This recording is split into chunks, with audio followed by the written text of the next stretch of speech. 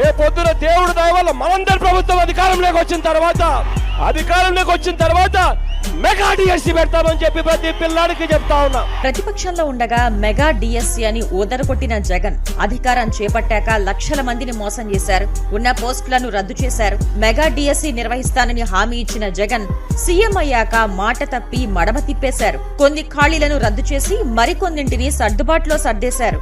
మాట నిలబెట్టుకోలేకపోతే పదవికి రాజీనామా చేసి ఇంటికి వెళ్లిపోవాలన్న జగన్ కు ఇప్పుడు ఆ మాటలే గుర్తుకు రావటం లేదు. ఖతం, బై బాయ్, గుడ్ బై, గయా. తమ్ముళ్ళు డిఎస్సీ పెడతా, మెగా డిఎస్సీ పెడతా, మొదటి సంతకం డిఎస్సీ పైనే పెడతానని మరొకసారి హామీ ఇస్తున్నా. టీడీపీ అధికారంలోకి వస్తే మెగా డిఎస్సీ వేస్తామని ఎన్నికల ప్రచారంలో హామీ ఇచ్చారు చంద్రబాబు. అన్నట్టుగానే ఆ ఫైల్ పైనే ముఖ్యమంత్రిగా తొలి సంతకం చేస్తున్న ఆ దృశ్యాన్ని మనం చూస్తున్నాం.